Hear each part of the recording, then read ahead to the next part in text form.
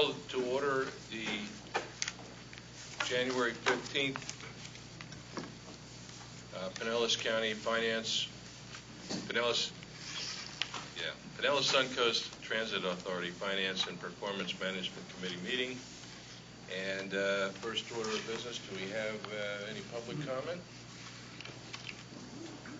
You're just filling out a couple cards. Okay. All right.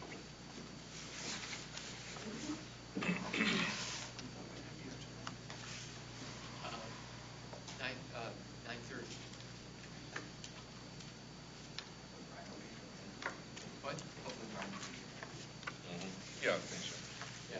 And Mr. Chairman, because I'm leaving, and I guess it's my fault because when we approved the schedule at our November meeting, I didn't realize that our January meeting did not fall on the Wednesday as normal, and because of that, I have another meeting that meets every other month on Friday, the third Friday. So okay. So we won't take offense. Well, and looking at the agenda, the strategic communication plan, I'm going to miss both the committee meetings to talk about that. So if it would be possible after public comment to address that issue. Okay. Yeah, we can rotate that right a little bit. Okay. You folks ready? We are. Okay. Just going to turn this in here. Okay. Is there a spot? Do I stay back here? You stay right there. Or you can go up front if you want. You have a formal presentation? Not really formal, just some notes. Okay. All right. This is Doug Pepper. Yes, Doug Evers. I'm the Executive Vice President of Pepper Contracting. Good morning, Chairman Barkley, Mr. Blankman, Mr. Eggers, I believe, Mr. Johnson, and Mr. Scott. Very briefly, I'm here to talk to the Finance and Performance Committee about a project that my company did with PSTA. It's actually been a couple years ago. It was a $6.5 million project. It was for concrete pavement and security upgrades here at the property. It started in April of 2012 and it ended in January of 2014.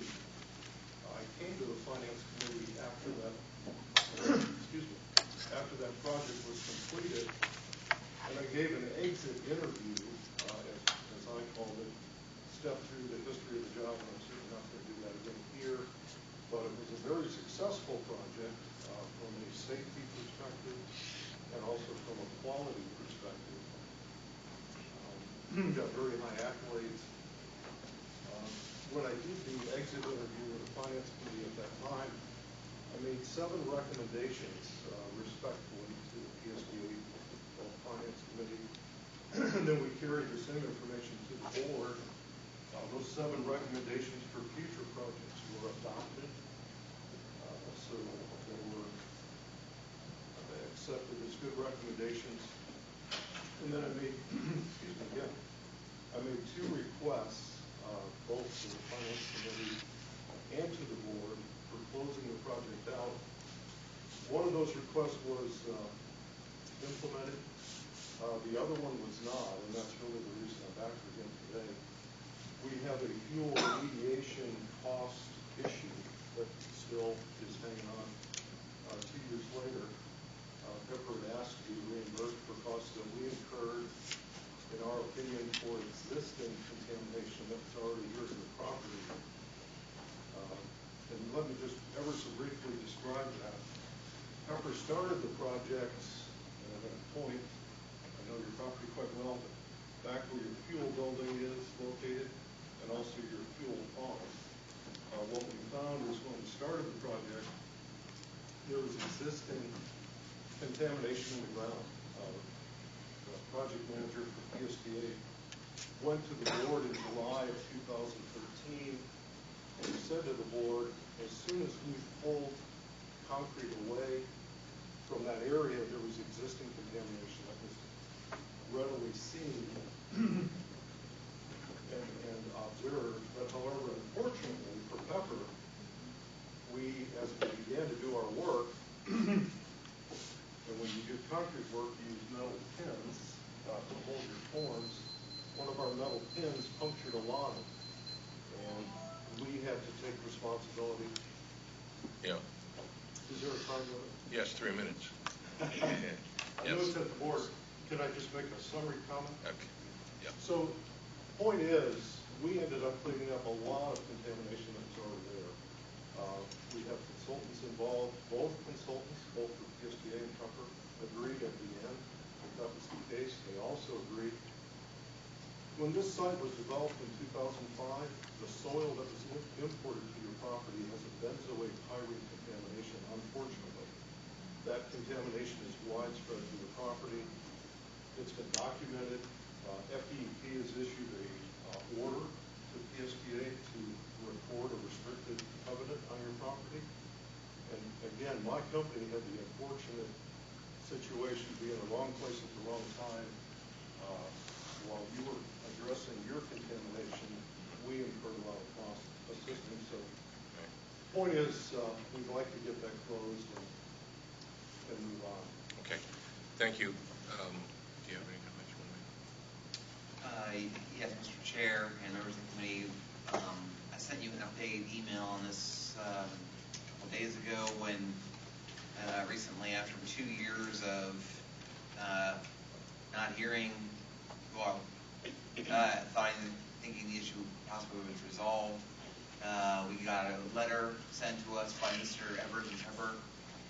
And just to quickly summarize, I'm excited that Mr. Evers, after 2 years of thinking about it, has changed his mind and has agreed to a mediation process that PSA's attorney, Alan Zivit, is working on setting up now. So, super. Okay. All right. Thank you, sir. Appreciate it. Any other public comment? Okay. All right. Let's go out of order here so that we can accommodate Commissioner Johnson. And let's talk about this strategic communication plan, the one that we want to talk about. Yes, thank you. Okay. So if we could have that presentation.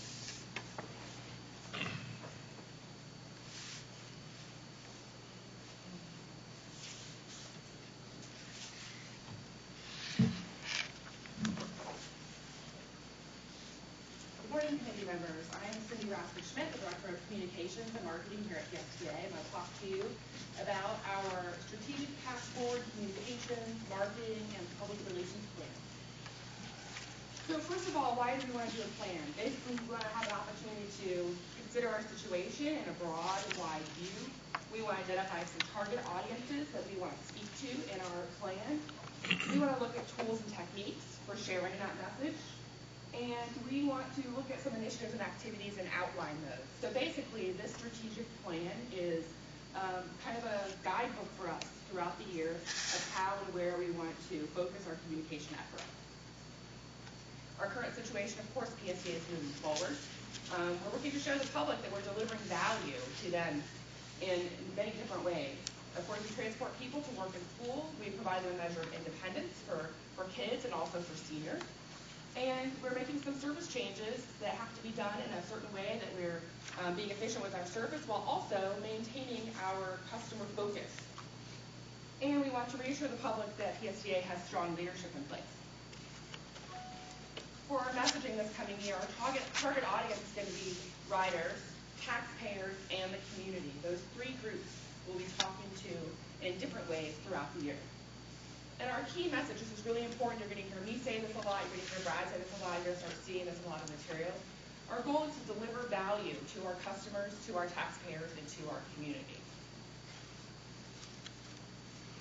So within each of those categories, we have a number of initiatives that we are looking at. Under the customer category, we are going to be starting some town hall transit center meetings. The first one's going to be next week on Friday. Brad's going to go to Grand Central Station and talk with riders. It's going to be really exciting. We are going to be doing some customer satisfaction survey reporting. We are going to work on Operation Customer Service, where we're going to take a look at some customer service statistics, things like on-hold times when people call in for information, and look for opportunities to improve those. The Williams Park Transfer Hub is happening in a couple of weeks, if you're all familiar with that one. We're going to incrementally expand service. That's things like adding late night service to one of the routes of this coming change. And then in the fall, we're going to be doing the North County service changes to wrap up that service redesign project.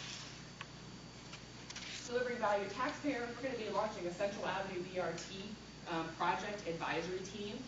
You'll hear a little bit more about that later in your BRT action plan presentation. We're going to share benchmarking results. This group is always especially interested in seeing the results of our American Bus benchmarking group. See how we're doing compared with other transit systems throughout the country. And we're working on partnerships with alternative transportation providers, people like Uber and taxis, finding ways that we can work together with them to provide better service for our taxpayers. And then finally, delivering value to our community and our community stakeholders. PSTA is going to host a job fair. We're really excited about planning that. We'll invite other cities, other municipalities, and government agencies to join us and have a table set up so they can look for some new employees. And we're also going to try to reach out to the VA and see if they can be involved in some way as well. We're going to be launching a corporate version of the UPass program, which I'll talk a little bit more about in a couple of minutes. We're making sure we're focusing on coordinating with the NPO priorities, make sure everybody's working in the same direction. And then we also have a program where we partner with cities on an amenity program for bus stops, things like bus shelters and benches.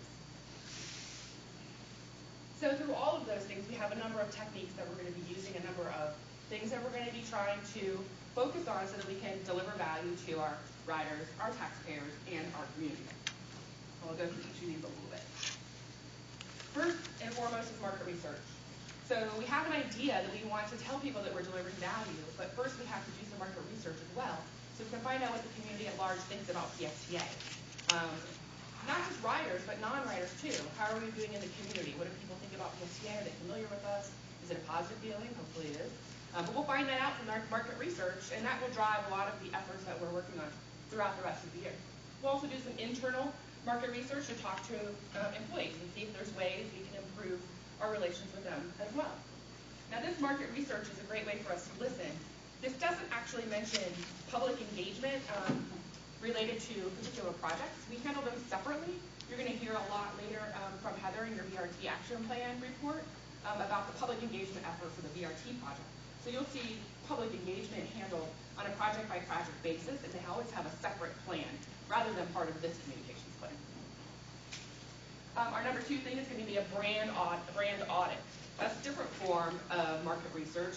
We're going to look at the brand overall and do a lot of listening to people, again, in the community, see how they feel about the PSTA brand, see if there's places we need to look at improving it and tweaking it a little bit. And then, based upon that information, we'll develop a brand plan.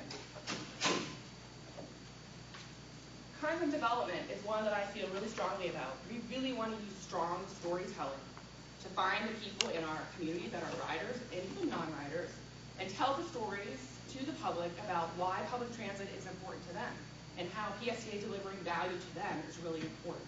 So we try to find those really great stories and tell them. Digital media, we're going to improve that as well this year. We're working on looking at multiple platforms, social media, digital media. We're going to work on redesigning our website to make it easier for people to find the information that they're looking for and easier for us to share our content that we've developed. We also have a proactive news media plan. Ashley's been doing a great job of working on really developing stories that she can take to a reporter and outlining those and making it really easy for the reporters to be interested in coming and learning more and telling those stories in a positive way. We're also looking at developing some partnerships with the PIOs around the county. Bob's done that historically, and we're getting Ashley into the mix so she can learn how to leverage those relationships. And also maybe USF St. Pete School of Communications, we've reached out to them and they're interested in maybe talking with us some more too. Also joint press releases with HART when it makes sense for us to do so on projects that we're working on together.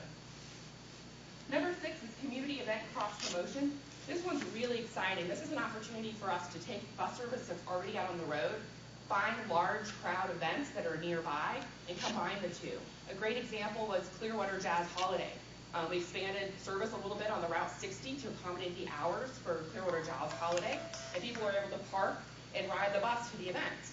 It's a really great opportunity for people that haven't ridden before or might not ever think about riding the bus to do so in a really safe, fun, environment. And once we have them on board and they see how great the bus is, and they try the free Wi-Fi, then maybe they'll become a regular rider. So that's a really great partnership there, a great way for us to show that we're delivering value to the riders and to the community. And we're going to work on doing some more of that. We had the Sugar Scan Festival and the Central Avenue Solstice. We partnered with them as well. The corporate UPass program. We are looking at reaching out to companies, inviting companies to join the UPass family. We'll be doing so with a standardized pricing model, so we'll go into them. It'll be based upon how many employees they have. And then once we get them on board, their employees will be able to show their ID and ride the bus for free. So it's a great partnership. It's a great way for people to ride the bus. It's a great way to show value to our community and to our riders. Stakeholder engagement. I kind of mentioned this a little bit before. We're going to improve employee communications. We'll figure out how to do that based upon that market research that we do. We're going to reintroduce our quarterly employee newsletter so we can share more information with employees about what kind of projects PSTA is working on. And then we're going to improve engagement with the board and community leaders. So you all are already getting your weekly email from Brad, and we started adding some YouTube videos into the mix, and I think most people like those. And then we also get bi-weekly media clips from Ashley, and we're working on getting some national media too, and sharing that information with you. And then finally, passenger and public information. When you're working in communications and marketing, it's really important that your materials are strong. You have to have good graphics, you have to have good writing. So we're working on improving those all the time. Our group is responsible for maps, schedules, the website, flyers, posters, anything like that. So we want to make sure that we maintain really strong, high standards for those materials to make sure that they continue to deliver our message of delivering value. So that is the completion of my presentation. Chair, I'd be happy to entertain questions. Questions? Yes, sir. Yeah, as I read and looked at the very beginning slides, I got the impression that, or I got a feeling that it wasn't aligned with our path forward. And it's kind of a different expectation from what I saw the path forward language was. And what I saw in those first slides was that it seemed to be mostly about messaging out to the community instead of seeking input from the community and more of a two-way communication. Our path forward statement reads, engage the broader community with outgoing communication and outreach. Engage and outreach. And I focus on engage as focusing on the customer and the various community stakeholders and their needs and how their needs can be met by PSTA. And in going through Greenlight, everything that happened there, I think that one of the reasons that Greenlight failed is that we didn't spend enough time understanding and articulating the community's needs rather than what the project was going to do. And while I see that in the action steps here, one is to collect stories. I think that's really important, to collecting stories. One of the stories that we have to understand is, why did the main lines go 2-to-1 against the Greenlight plan? And yet, when we have a route that goes through their community 5 times a day, but only has less than 2 riders a day, that there's a disconnect there. And what is the story? What are we understanding from that community? So I just had most of the problem with the very beginning slides, where it seems to talk about our messaging going out, communicating our message with the public, describing our initiatives and activities, showing the public that our agency is delivering value, reassuring the public that PSTA has strong leadership, and about that we are providing outstanding value. It just seemed to be more outgoing instead of really talking to our community and understanding what their needs were, which is what I thought that the path forward objective was.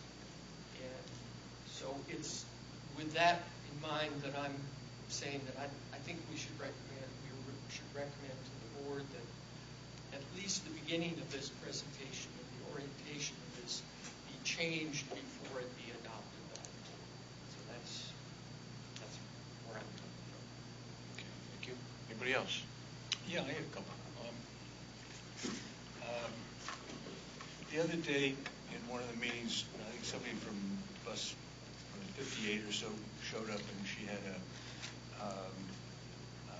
something like 100 different commentaries from people who were riding her bus, and we had them Xeroxed. This is my copy of them, and I think 70% of these things were about people who use the bus in order to go to work. So when we talk to people about what the bus does, I think one of the most important things we can say is that we help people get to work. And we talk a little bit about that in the beginning, but I think getting to work is probably the most important thing that we do for people. And I think we should want to make it easier for people to understand that this is what we do. When we get into talking about our target audience, we talk about our customers who are going to be getting our message anyhow because of what we're doing. When we talk about community leaders and stakeholders, and then finally the Pinellas County taxpayers. And I think what we probably want to do is go after the taxpayers more than anybody else. The customers are going to know what we're doing. The community leaders are going to know what we're doing if the taxpayers are against us. So that when we start presenting things, if we're doing it, then it should be worldwide, so to speak. So we go to as many people as we possibly can, and the customers are going to find out what's going to happen, and the community leaders will as well.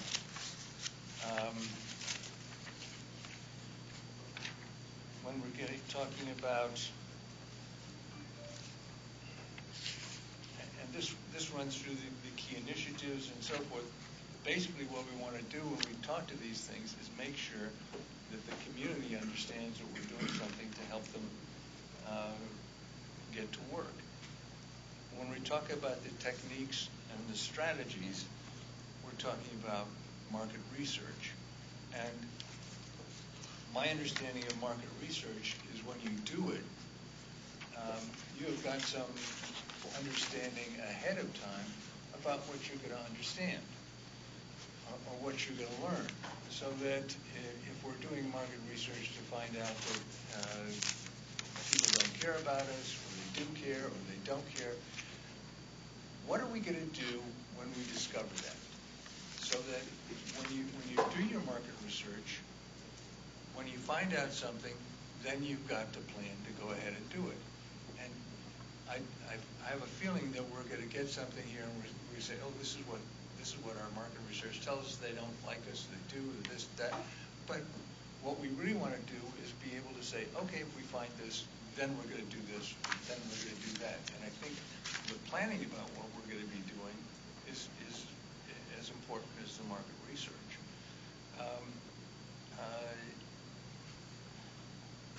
And then when we go on from there, the brand audit plan is great. The content development, first out during the storytelling, goes back to the thing when we're talking about who are we going to comment to. So when we do the content development of these things, are we planning on getting this out to the public? I mean, is this going to our target audience rather than the customers? So is it going out somewhere? And my question is, where are we going to do this? Are we going to put it on the back of the bus? Are we going to do posters? Or how are we going to do this so that it gets up, so it's to our target audience? And that's, I think, particularly important.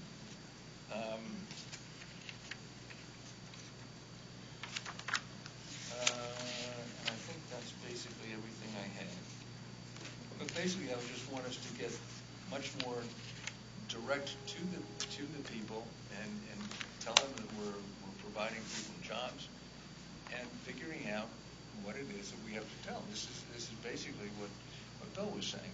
We've got to get some sort of information in so that we know what these people really need. So, Very good. That's basic. Commissioner Eggers? Yeah, well, first of all, I appreciate the effort to develop a plan. I think it's just one of those things where all of us kind of get our hands around it and take a little time. I don't think it's something that, I mean, again, I'm just talking from my perspective, it has to be signed off on or endorsed. A lot of the things that are in here, hopefully we're doing those already, reaching out to companies to understand that we have a way that we can help your employees get to and from some of the universities. I think that the neat thing you talked about is doing these special events where I think there's some, I mean, we've got things here that are going on. People need to get from point A to point B, and we've got tools to help them get from point A to point B. So more of that dialogue and engagement with folks, I think, is great. So to the extent that we're doing that already, I think that's wonderful, and I think that should be the focus. It's really trying to build confidence in the community, other than those people who write it every day now because they need to, they have to use that source. So not only do we have to kind of build their confidence and dependability and accessibility, but new markets, so to speak. So I think there's a lot of ways that we can do that. I think the communication plan is great. I have no problem with that. I'm not sure that this is the right one or the wrong one or anything else. I think it's well thought through, and at least give the board a chance to talk a little bit about kind of where we're at right now, doing some of these things. But I think it ultimately comes down to kind of developing more ridership. And so, new rules. And so I think to the extent that we're doing that, I think it's awesome. If we want to put it into a nice plan so that we have something to be accountable, you all have something to be accountable to, that's great. Those are just some preliminary thoughts, to be candid. I haven't gone through it in as much detail as I probably should have to this point, but thank you for putting that together. Thank you. I have a question with regard to the items on Facebook. Debbie is on Facebook. Joe is on Facebook. I forget the name of our driver that's on Facebook. Pardon me? Marcus, that's right. Yes.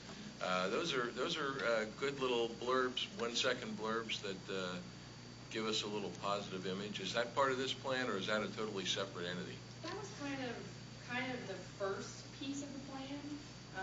The idea with the storytelling is kind of to hit all the things you all are talking about. Tell our positive stories that we have already, so that the community sees the stories of the riders and how it impacts them.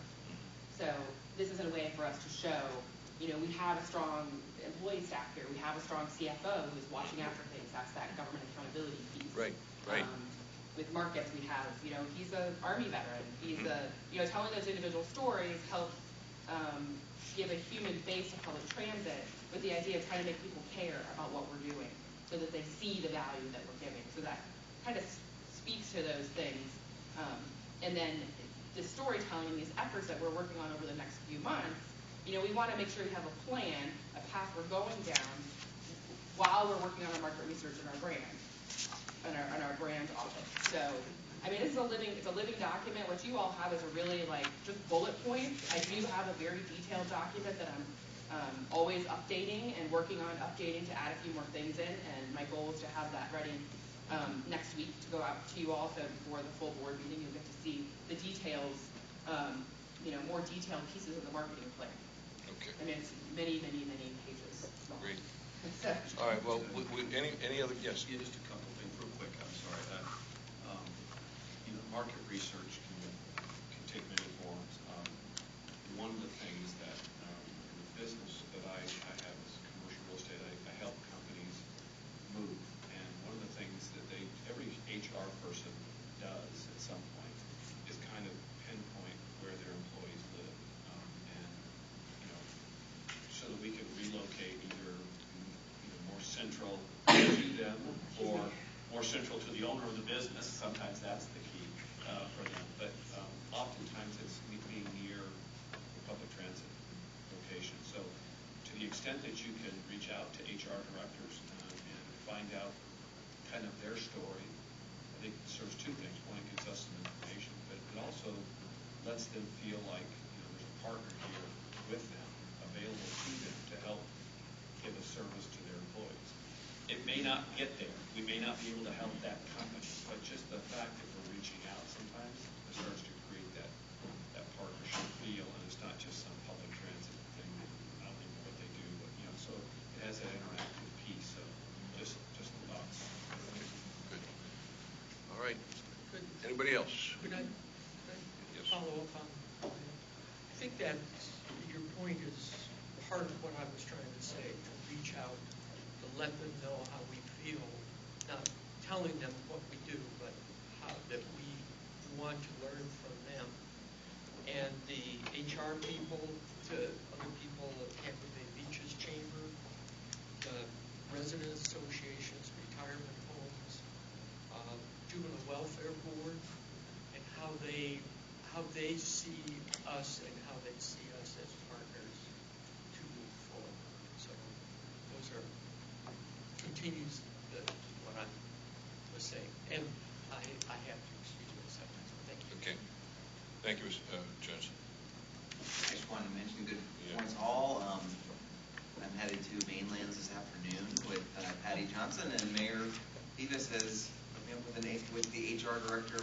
He and I are going to talk to the HR director of Nielsen in his city. Okay, cool. So that's exactly his idea. Is PSA has never had a plan, a written strategic plan for our marketing or communication. Clearly has, as Mr. Johnson has said, even though he's been worried, he has not been able to say it. He said it in 2 meetings now. Inputs as well as messages out. So I think it's not bad. It helps us focus as an organization. Build it and they will come doesn't work. So it's kind of like getting out and talking to people. Yeah. And understanding what their needs are and making them feel like there's some interaction at the grassroots level, I think is important. So that's Yes, sir. Mr. Chairman, Okay. Well, public comment was really supposed to be at the beginning. Were you talking about this specific topic? yeah, on this. Okay. On All right. this Fine. plan. Okay. We got 3 minutes. Jolly Trolley. We are very excited about the expansion of the Pass program. It's a great initiative to move forward with. As we do move forward with that, I really would encourage that if you can communication with us as a partner or as a contractor to the PSTA program, that there be some consideration given, because this is starting to impact our fare box recovery. We do not benefit from PAS programs that are funded to PSTA. And as a smaller operator, the dynamics of that are significantly greater to us than it may be to you all. But moving forward, we would certainly appreciate it if you could be part of that conversation or be on the information receiving side of that. The last initiative that was just started, we found out about it on social networking. And that really concerns us, because we can't be good service providers if our drivers and our management don't have the ability to communicate effectively with the people that we're servicing in the community. So just moving forward, UPass is great. We strongly support it. I just would appreciate it if there would be an opportunity in the future to be part of this conversation, so we know who is going to be in the UPass program. Thank you. Thank you, sir. All right. Oh, okay. Yes, sir. Sorry. And it pertains to this topic. It's Rosemary Windsor, and I'm with the Jolly Trolley as well. Just something on the community events. While I agree that I think that's a great opportunity to expand public transportation to people who typically couldn't take it, we do have a little bit of a concern is that we purchased our equipment for the distinct opportunity to go ahead and to do private events, such as charters, community events, and whatever. We we are coming off as a for-profit citizen because we are not extending it at the taxpayers' cost. So right now, we're community events, and I can tell you firsthand, I did see a jazz holiday. The bus is sitting there with a sandwich points for 10, 15 minutes loading. I know our routes cannot entertain that much of a delay before that we move them. We put on special equipment at our cost to do that. And I would like to see a little bit more sharing in these events, either cost sharing or extending it to the community to where it's very transparent, whether we're providing it or you are. It's something that we're compensated for as well, not just an extension of the law. Thank you very much.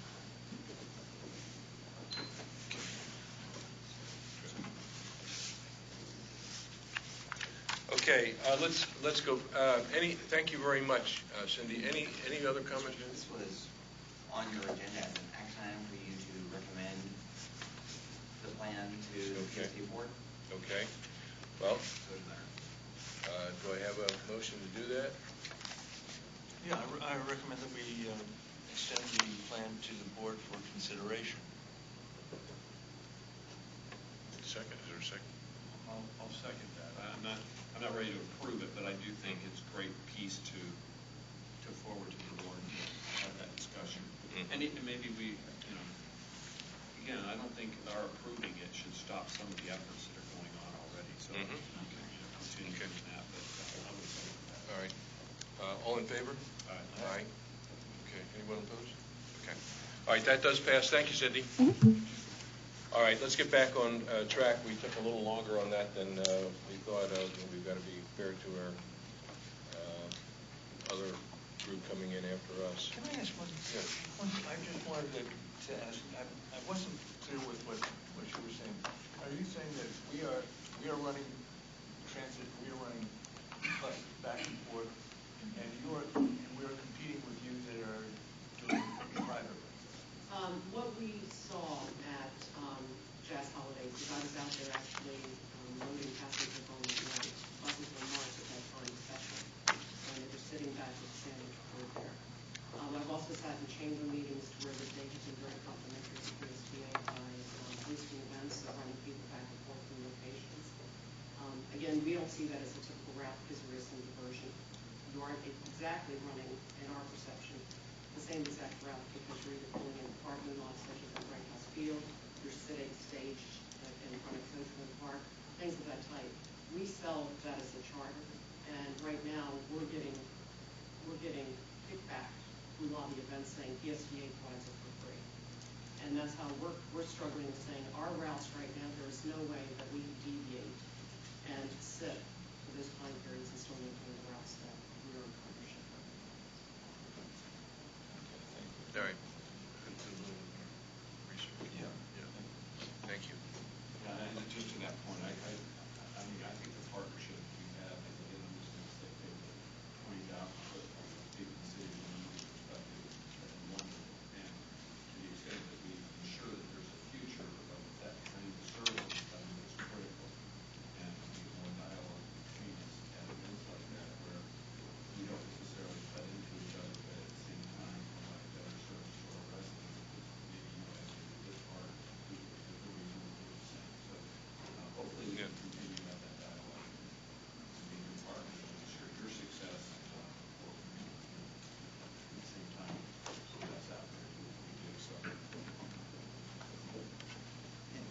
Do you have anything you want to add to that? No, I think we have previously worked to the concern that Bob addressed before, because of the UPass potentially affecting their fare box revenue, is we worked with Jolly Charlie very closely and instilled basically a ceiling or a cap, so that if UPass, if free riders not paying cash on a bus because they're paying PSTA, their company or universities paying PSTA, Jolly Charlie wouldn't be affected, wouldn't be harmed, because they always have the right saying that they're not making the fare box revenue that they need to keep providing the service.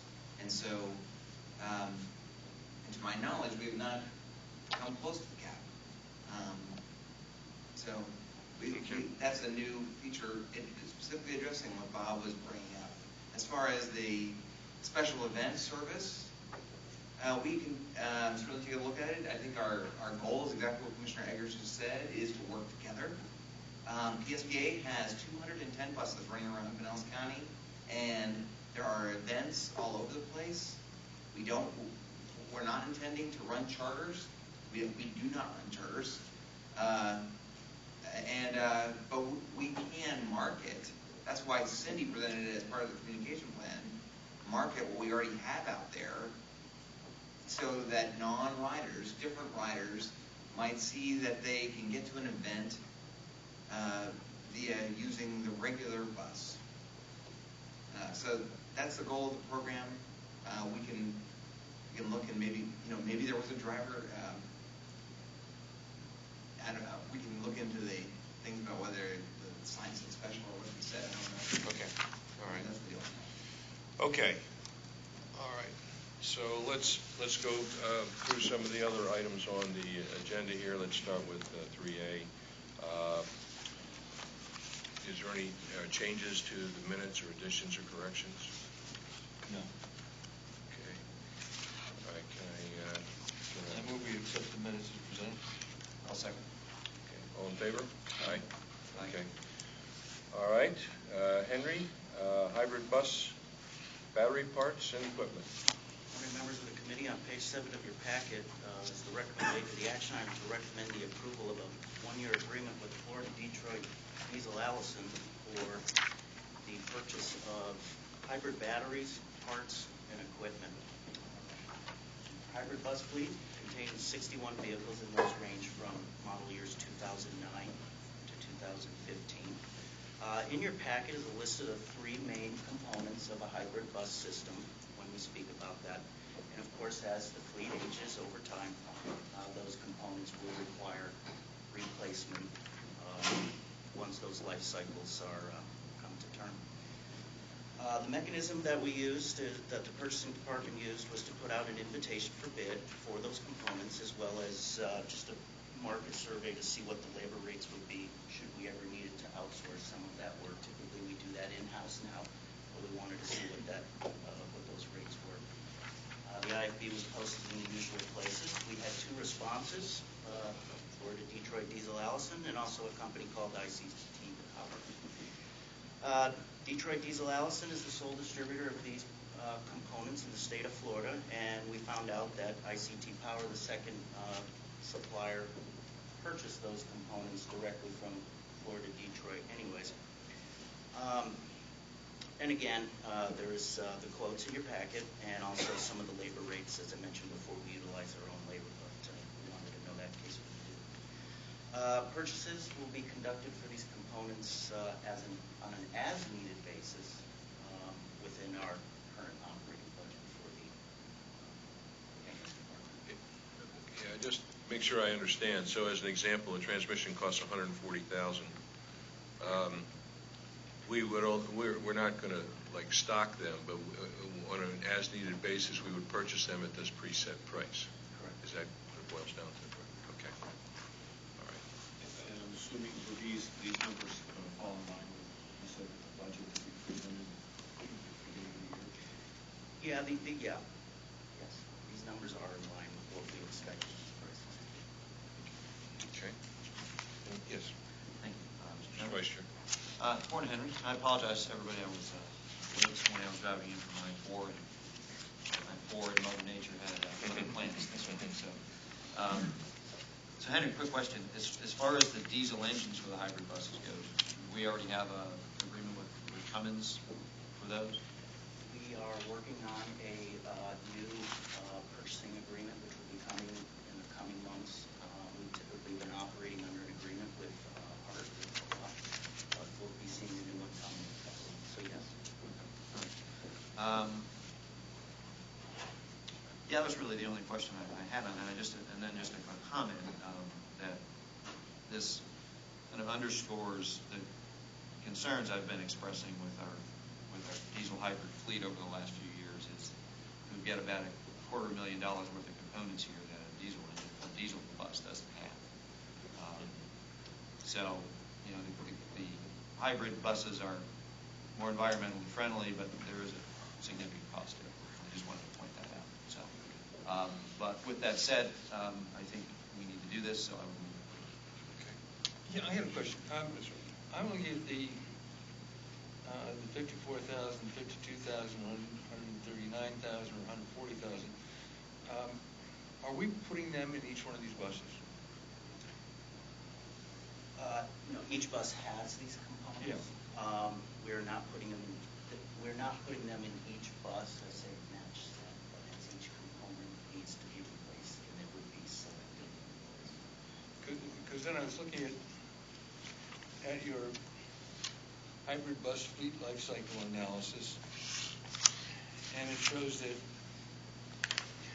in 2009 we have no more years of expected life, so I would imagine we're going to put in $246,000 worth of stuff into those 10 buses.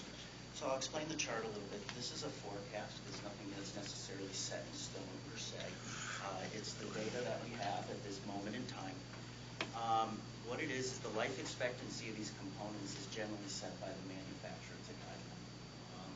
Whether they last longer or shorter is dependent upon the bus's application. So this is an estimate.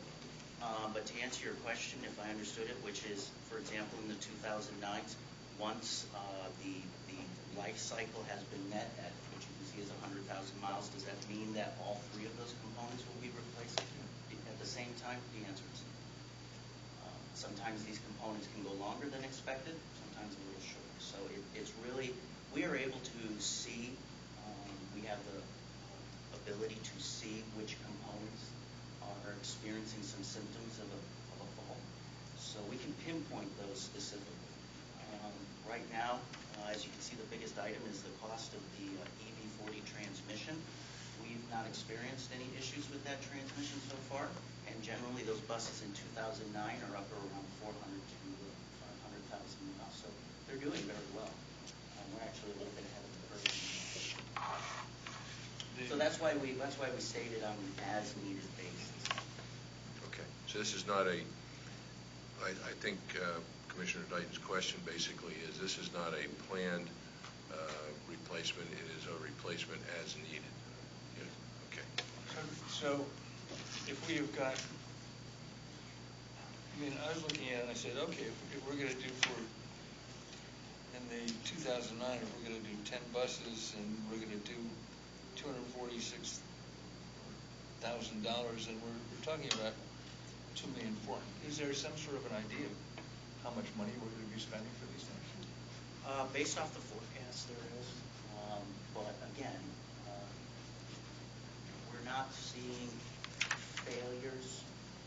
This is just an estimated forecast. It's a forecast. It's nothing set in stone.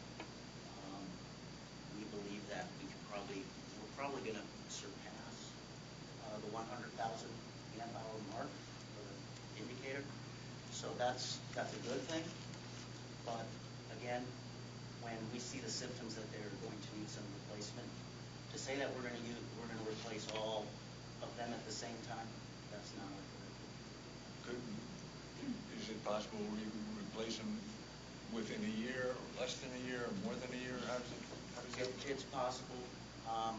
This is just our guide right now, is to see what's upcoming. Okay, so that if we did the 10, then I can see that would cost us about $2.5 million. If we did the 14 in 2010, that's $3.5 million. Then we do the 8 in 2011, that's about $2 million. So we're we're looking at about $8 million worth of stuff. And what I'm trying to figure out is what's the likelihood we're going to be spending this? 0%. 0% because we don't have the budget for that. That's Okay. what Henry and his wisdom did provide a expert estimate of when these components might fail based on some of that data, modified based on fiscal realities, PSTA somewhat, and then so we'll live within that. I mean, this just provides some pricing, but if they all fail in the next 8 months of the fiscal year, Yeah. then we're going to be in trouble. It's part of the project. Because I was looking at this, it seems like they really go down every 8 years, need to be replaced every 8 years. It would make sense why we're going to extend our lifetime to 15 years instead of 12 years. But it seems like, okay, we're gonna if 2009, if it doesn't blow up this year, then next year and Probably will blow up, not blow up is probably the wrong term. No. All right, but Okay. so, but do we have an idea how much we're going to spend? Is the other question? We do. We do. I mean, we'll have to pull it from the budget in total. Depends if we can get that to you. Or we're projecting. Because I think that's something that the board might be interested in knowing, because we're talking about doing this, but we're not talking about how much. Yes. Yeah, again, I appreciate the Vice Chair's comments, and if we go back several months, and we had that really spirited conversation about the types of buses that we were going to buy. It certainly doesn't, it's not like you want to revisit it every time, but I think it's important to connect the dots here on why there was such a push from some people, including myself, to consider a different type of bus, because one of the things that we're looking at is the reality, the cost reality that we're facing. And again, I asked for then, and this is not for us today, but to continue making sure that I and this board are educated on the incremental benefits, however small or large they are, of each technology that we're considering for our buses, because the new diesel buses are not like the old diesel buses, and I'm not going to just continue to vote for things because it sounds good to the public. I want to make sure that I am as educated as I can be what that incremental benefit is, and even if we keep doing it, we keep buying these buses that are more expensive to operate, I just want the public to understand it, and so that we're clear, and we continue to go down that path perhaps, but it's really important that we see that trade-off and make sure that it's not just about what sounds good, but what is good. One thing I would mention, would say with regard to that is, this is just the cost of these particular parts. It does not necessarily compare to any other type of system. It's just merely what the cost of these particular parts are, and the fact that we've negotiated the price schedule. That's all this is. It's not a determination of what the cost of operation of the bus is. In the life cycle analysis that we presented to you that showed roughly that a diesel and the hybrid was fairly close to a wash over the life cycle of the vehicle, we did assume one round of this $250K replacing these three big components on the hybrid side. We didn't assume whatever the price of diesel fuel is right today. That changed the forecast some, but this component, knowing that the battery and the we have to replace that was but you're exactly right. We're trying to get to you probably starting next month with some information about the bus for the August decision you'll have to make, because yeah, appreciate that ahead of time. Yeah. Okay.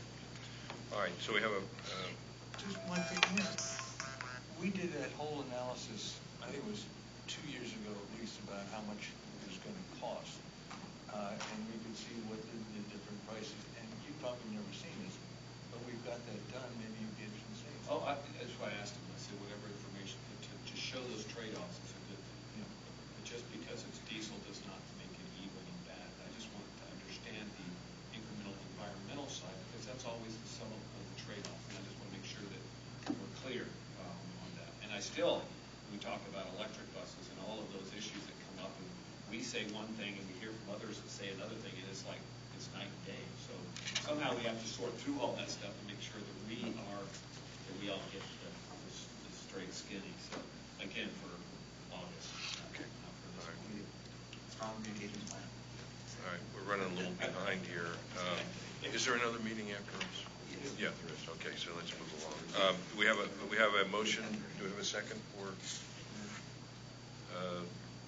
the the hybrid. Did you make the motion? I made the Second. Okay, all in favor? Aye. Aye. Okay, that passes. Okay, SMS texting service. Okay, here we go.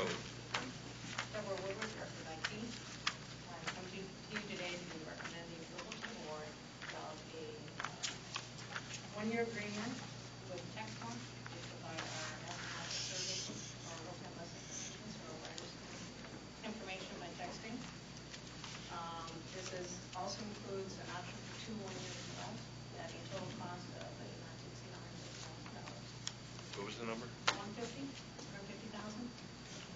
As you all know, our riders are extremely concerned about our local bus information, and to have this as an amenity is another plus for those riders to get information they need timely. I'm open for any questions. In line with our budget. Yes, it is. I'm sorry. This is included in the IT operating budget every year.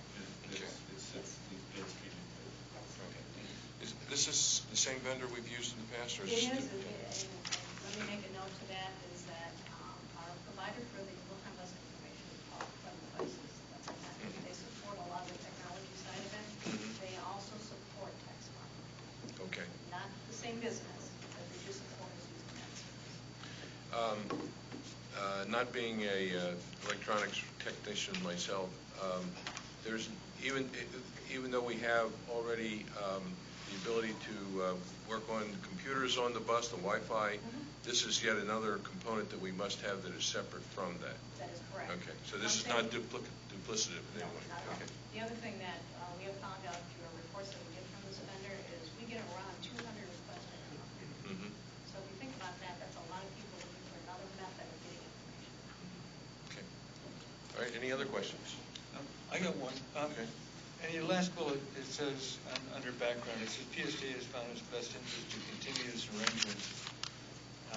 How much are we going to save? We're going to do this for 2 years, and this is going to work best for us. Do we have any idea how much we will save? A lot of it depends on our users. We have to pay for it every time they make a request. Okay.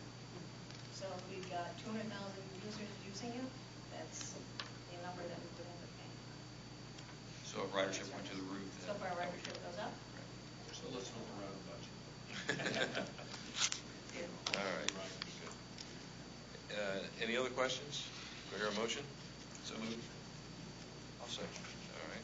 All in favor? Aye. Okay. All right. Very good. Central Avenue BRT. Looking forward to hearing about this. Good morning. Hi. So I'm excited to be here today to let you know that we are moving forward with the Central Avenue Bus Rapid Transit project. As you know, DOT recently announced that they will be providing $500,000 toward the project development process, and that PSTA also has local funding to contribute to that study amount of $200,000.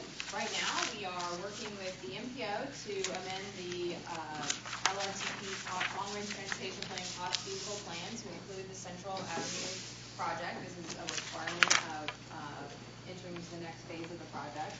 We are also working to draft a letter to the Federal Transit Administration to request entry into the project development phase.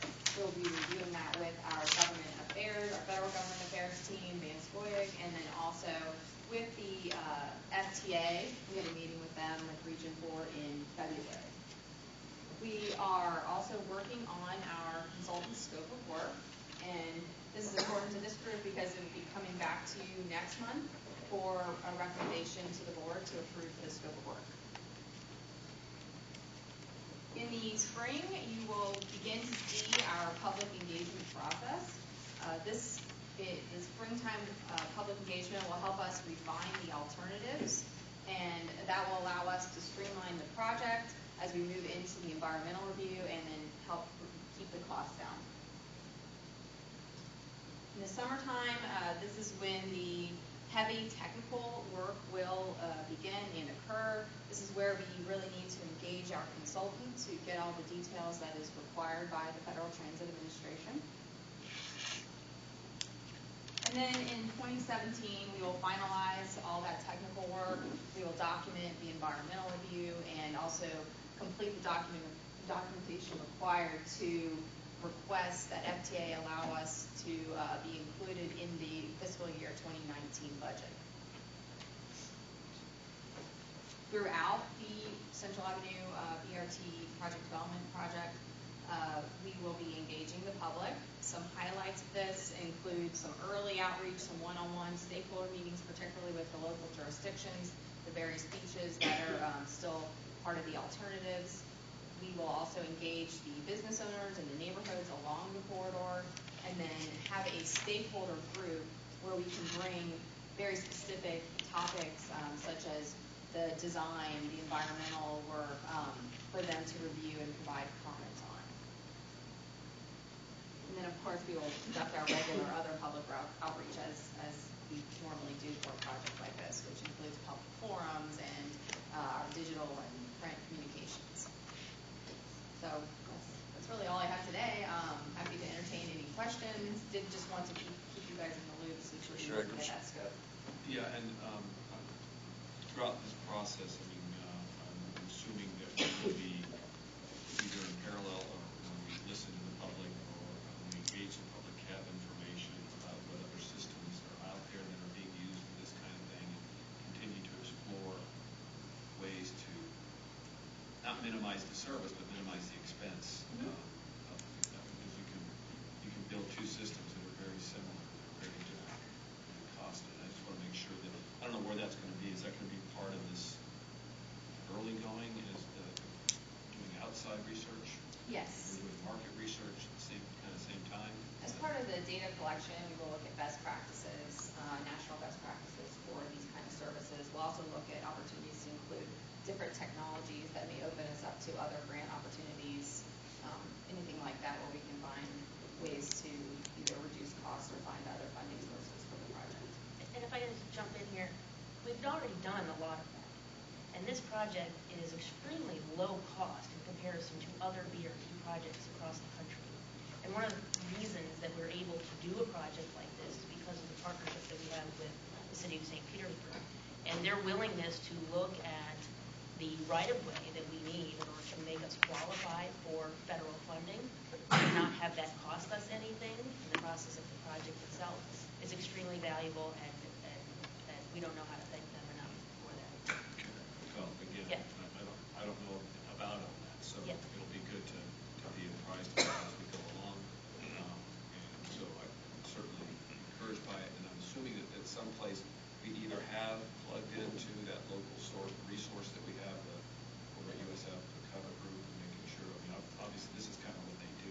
This is their bread and butter. There's no reason we can't get their input on all of it. Not that we haven't in the past, but make sure that we continue to reach out to their expertise. We got to do this right, and make our residents really proud. I know that we have mortgaged their grandchildren, our great-grandchildren's future on the project. Definitely. We will reach out to Federer and talk with them. Thank you. I think in this particular case, we're not reinventing the wheel. There are a lot of other cities that are late years ahead of us, and we can piggyback off of a lot of their technologies. Totally agree. Yes. Good morning. Just curious, is there a particular city what kind of modeling is after? Is there a model out there we're kind of looking at, or just kind of doing what makes sense in our area? I would feel we're doing what makes sense for us, and we're following the federal guidelines for making sure that we're eligible for the dollars from the Small Starts program. So we're looking at a lot of different systems, but the number one thing that we're doing in this project is having at least 15% of the right-of-way or the running way in exclusive right-of-way. So that makes us eligible for the grant program. Okay. Good. Yes, sir. And assuming everything goes as planned, and funding and planning and environmental, all that stuff, what fiscal year, what date would we envision it being up and running? October of 2020. Yes. Thanks. Commissioner Knight? In the upcoming tasks, where you have the way for the because one is for the going into Madeira Beach and another going down to beneath that. Yeah. On the top one, that currently is, if you get on 18 and 68, you're there. On the bottom one, if you get on 90 and CAT, you're there. So that's something that we're really already doing.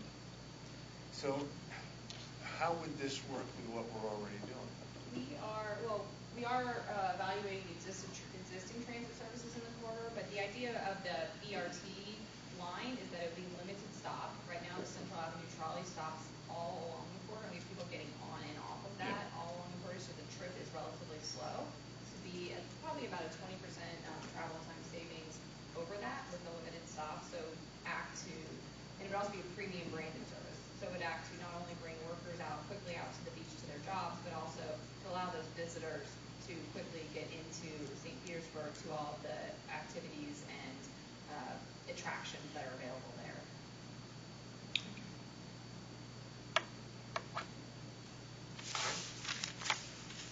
Thank you very much. We appreciate this, and keep us up to date on this. We want to Thank you. keep moving along. Okay, Henry, bus cleaning, bus stop cleaning. Which one are you? There you go. Morning. I'd like to take the next couple of minutes to just talk a little bit about the ongoing efforts the maintenance department conducts with keeping our buses and our bus stops clean for our riding passengers. First of all, on the bus side, we have an entire division of the maintenance department whose sole purpose is to basically clean, wash, crew, as we like to call it, all of our buses nightly. So that happens basically 7 days a week, 365 days a year. All those things right there are done each and every night, so that the next morning the buses go out in a clean and orderly fashion. Some of our ongoing efforts, which is each bus, right now semi-annually, but with the addition of 2 more staff members for the service lane division, each bus is brought in offline for a day, and it is gone through top to bottom. It is cleaned and detailed from the inside and out. We pay special close attention closely to floors and seats and windows, especially the air conditioning, ventilation systems, of course, handrails and glass surfaces. As is inherent on transit buses, especially in Florida, we have reports of pests on buses.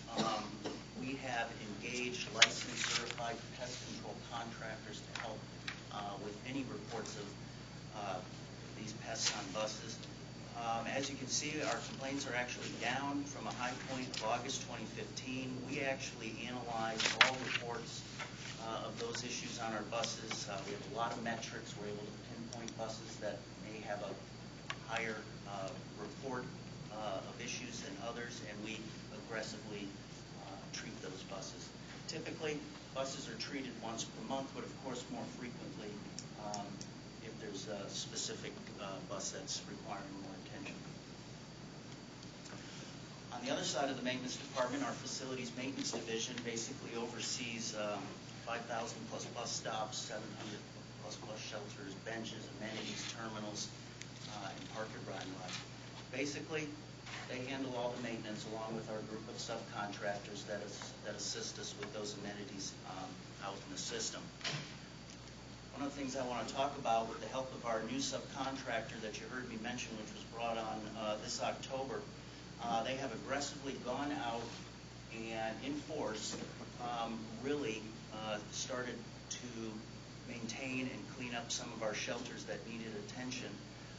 Their goals this year are to improve the appearance of all of our bus stops, especially shelters, making sure that they're pressure washed, if there's any landscaping that needs to be done. And of course, what we liked, and the reason why we brought them on board is they're also into data tracking so that they can become more efficient. In certain areas of the system require more maintenance than others, they can adapt to it. So efficiency will be the name of the game there.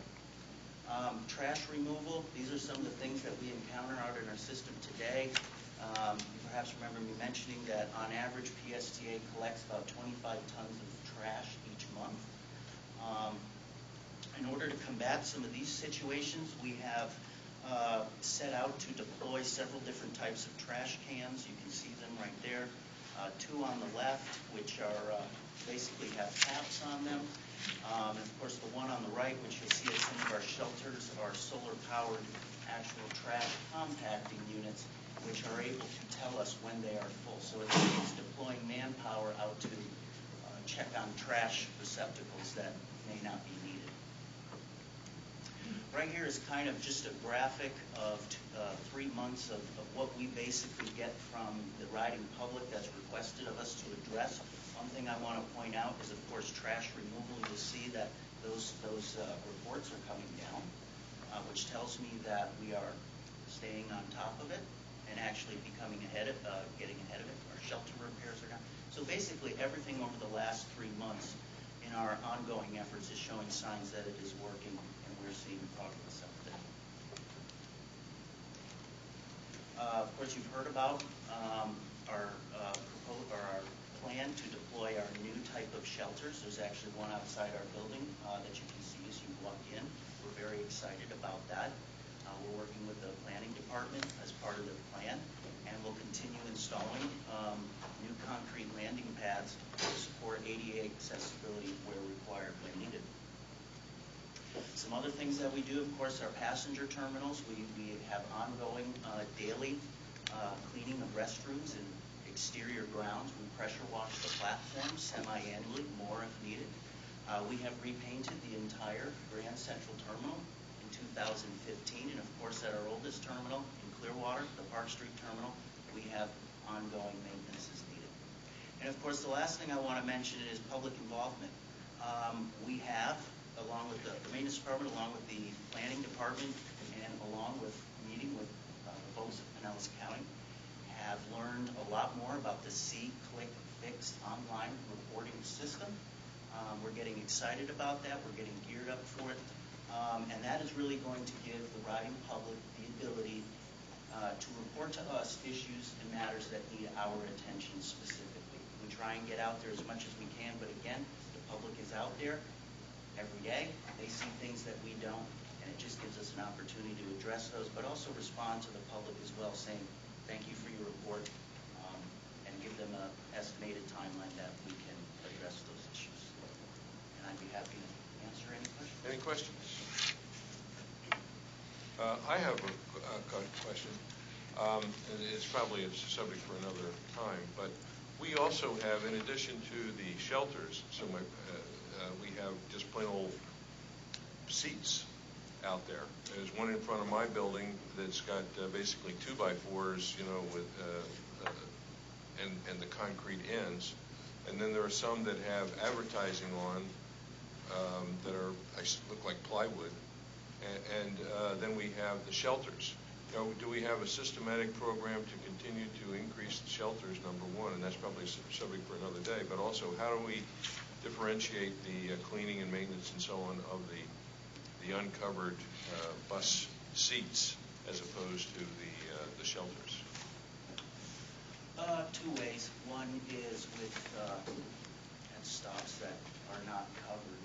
Basically, all of our routes are on ground, which means our subcontractor has those on their routes. So if the stop has grass or if there's a trash can, so they do clean it. We do keep track of that. We go out and we do our own audits. So they are cleaned on a routine basis.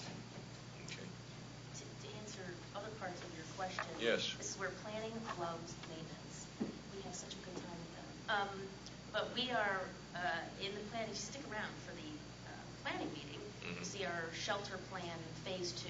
So we've been talking to the planning committee about the strategic redeployment of shelters. So how are we replacing shelters, and how are we able to put new shelters out there?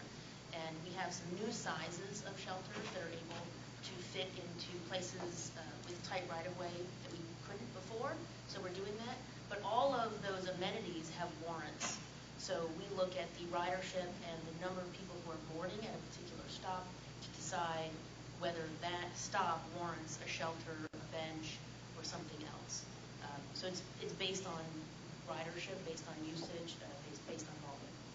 Okay. Thank you. That's And good. if you want to stay for about an hour in the planning committee, you'll see a presentation. Or you can just look online. Yeah, okay, thanks. All right, very good, I appreciate the information. I'd also like to just note, you mentioned earlier in the meeting about our marketing, our Debbie Leas's Facebook Yes. ad or whatever. Yeah. If you, I probably shouldn't have done this, but if you open up the comments, there's a lively debate going on under the CFO's comment, I don't know why, about pests on our buses. So Henry has been working real hard, and he told me about all the entomology that he's learned. Oh, cool. Different All right, so you're ideas. becoming a scientist too, in addition to a mechanical engineer, huh? We still have a lot of problems with people, or I remember people saying we had a lot of problems with people just dropping off their garbage next to our bins. Yeah, there's all those pictures. Yeah, because that doesn't come from us, it's just, so there's no way that we can really control that. It's just for us to maintain. We have tons of fun. Yeah. All right, let's kind of zip through our reports so that we can allow our associates to start on time. Debbie, quarterly reports. Actually, at your place, you should have the month of November in your package. We have October. So I thought, since we have the November numbers have been ready, we wanted to put that out there and give you an idea on the financial side. And actually, within the month of November, while it looks like we are way off base, we had a budget of $3.4 million with an actual of $987,000. That's basically due to timing differences in the collection of our ad valorem taxes and the state grant revenue. So if you take that out of the mix, we are really about right on target to budget. Actually, revenues for the month would be within 1% overall, and we are under budget and expenses for the month. On a year-to-date basis for the first 2 months of our fiscal year, again, we are seeing on the revenue side $3 million under budget. Taking away the timing differences and looking at how we are under budget in our expenses, we are within about $50,000 of what we had anticipated through the first 2 months. So we're off to a very good start. Very good start. Good. You talked about November as well. We don't have that information. Does that? It should be at your places. Oh, here. Yeah. So that means that our fares have really picked up a little bit. A little bit. The fare structure, or the fares, that continues to be an area that we are looking at very closely to understand what is happening with it.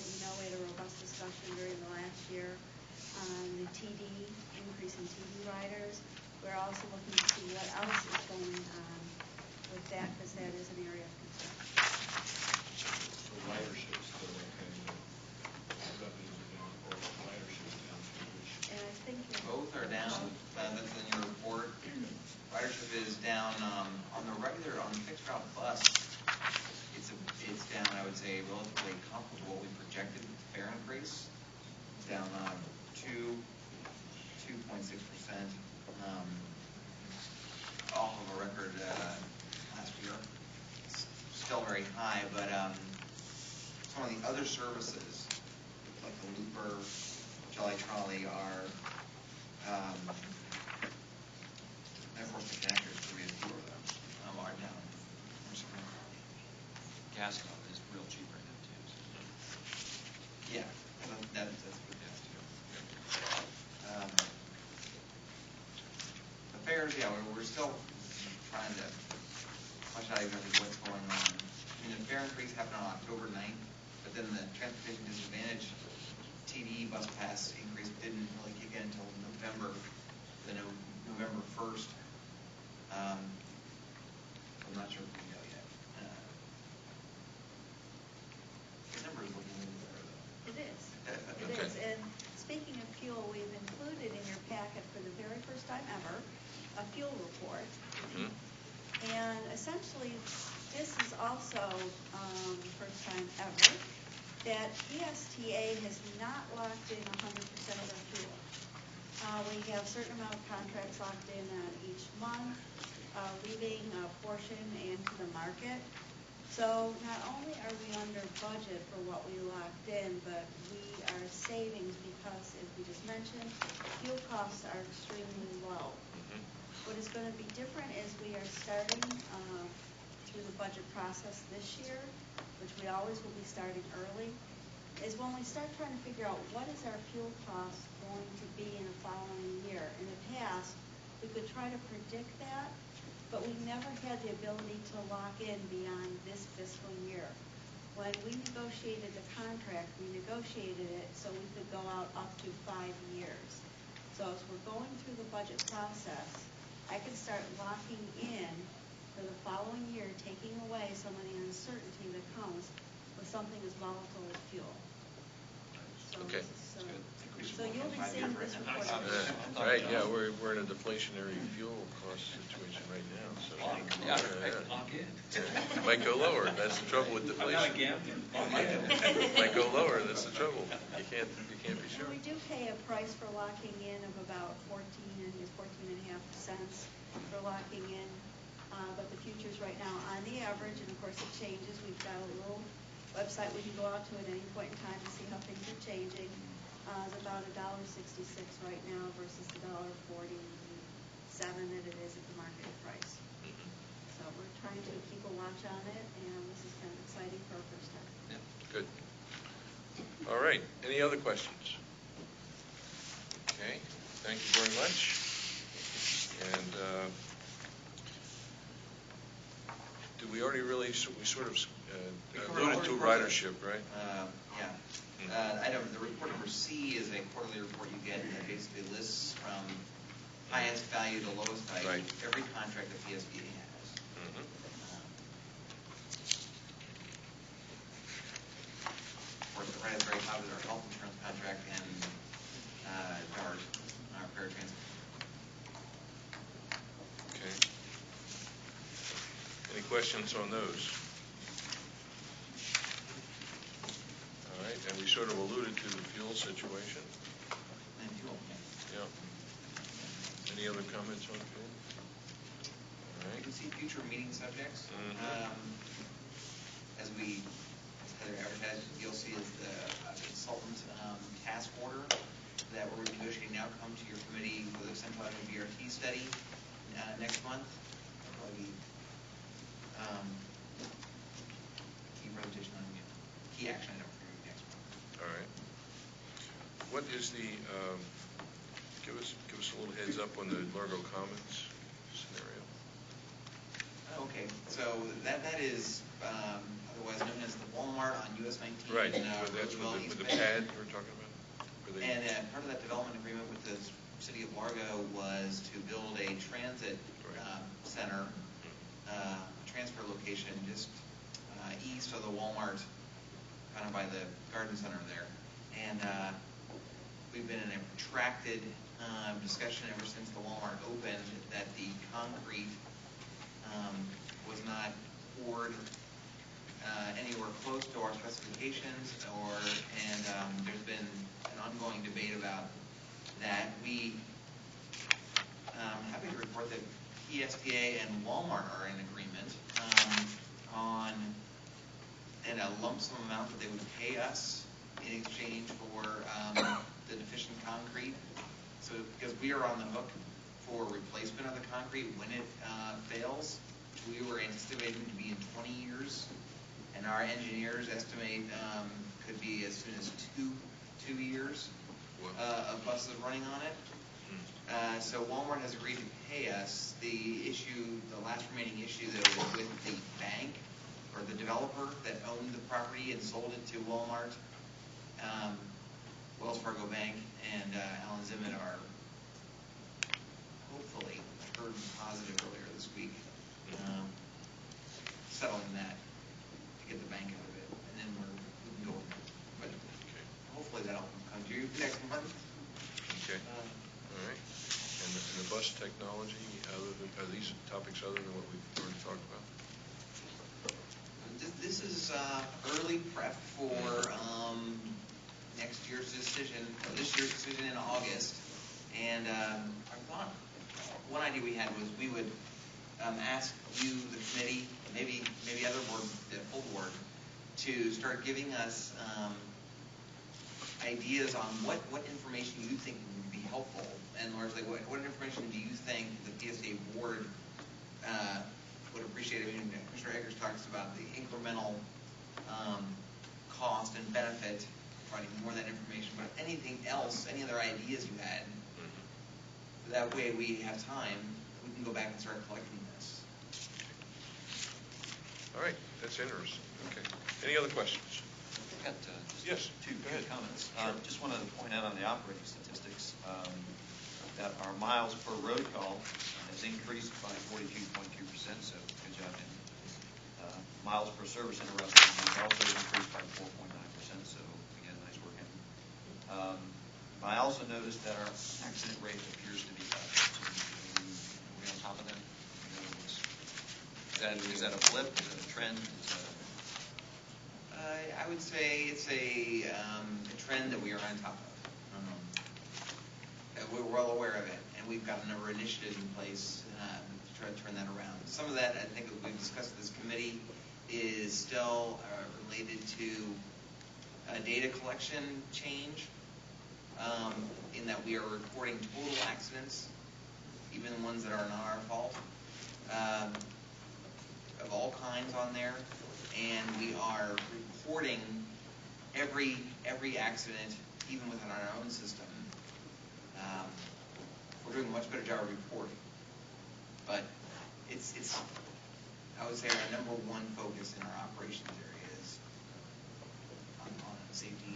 Is it a training issue? Is it a technology issue? Do we know anything yet? If you think about safety, it is all those things combined. Could be distracted driving, could be any host of things. What's the most common accident? Is it sideswipe the lane change? Is it a rear ender? What's the most common accident? Diane in her risk department just said rear end. Busting. Yeah. When it's stopped.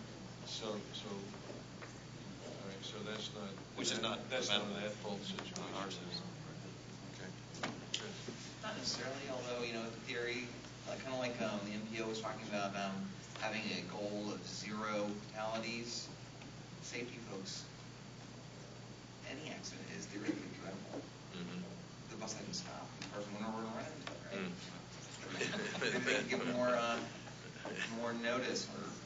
Have we seen a breakdown before of accidents by type in PSTA?